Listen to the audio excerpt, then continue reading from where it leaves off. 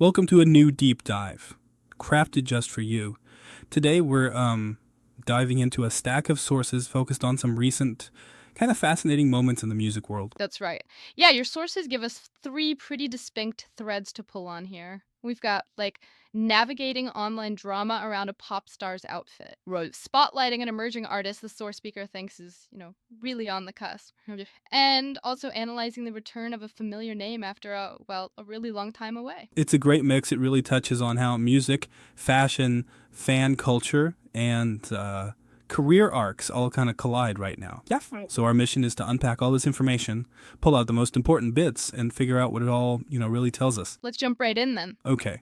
So, kicking things off, there's a lot of buzz recently around the singer Tyla, specifically about an outfit she wore performing at Coachella. Yes. And it quickly became a big discussion online because, well, visually, it was pretty similar to a look Britney Spears wore way back.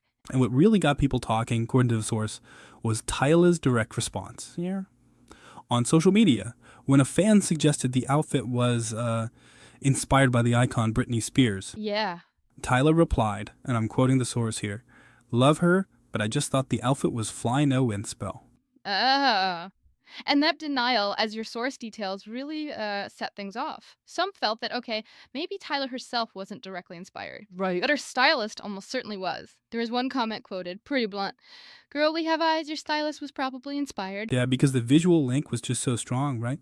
And then others saw Tyla's response as, well, a horrible PR move, calling it disrespectful not to credit Britney. Someone even used the word plagiarizing. Wow. Okay, and of course also noted a comment describing it as a nice, nasty setup by her team, like implying it was somehow deliberate. That's interesting. And what's particularly notable here is how the source connects this back to the Britney Spears fan base, how intense and protective they are. They point out this isn't the first time artists have faced this kind of backlash, been dragged, as the source puts it, for seemingly downplaying Britney's impact. Right, the source gives examples.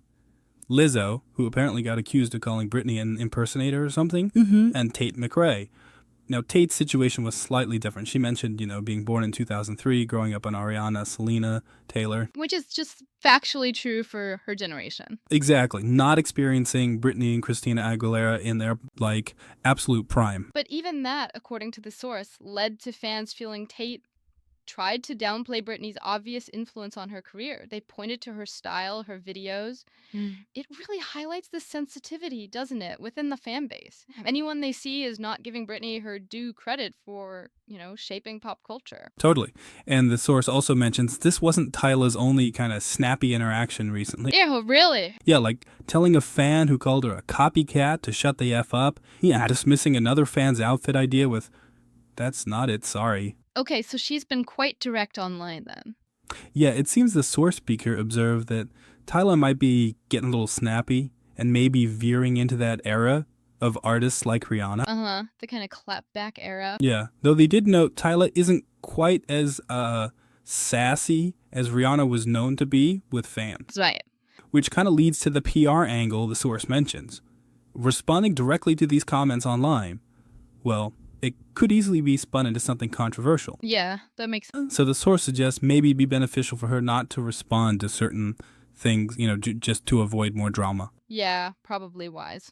Though the source does add some important nuance here. They say ultimately it's not that serious. Okay. And crucially, they point out that Britney herself, took inspiration from others like Janet Jackson, Aaliyah. Right. The source even notes that this specific look Tyla wore at Coachella, apparently it was actually inspired by Aaliyah, according to other reports. Oh, okay. So the inspiration trail goes further back then. That context is really key. It is. So what this whole thing really highlights, drawing from the source, is just how sensitive these discussions about artistic influence and, perceived originality have become, especially online, with social media, and filtered through these powerful, protective fan bases. It's a fascinating case study, really, how digital platforms put artists right into direct conversation or confrontation with audience expectations and this, policing of cultural lineage. Yeah, definitely.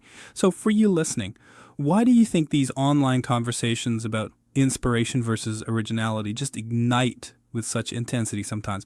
What does this reveal about how we view artistic influence and, I guess, the power dynamics between artists and digital fan bases today? Okay, so let's shift gears a bit. Moving from established artists and online drama to an artist your source is really keen to put a spotlight on.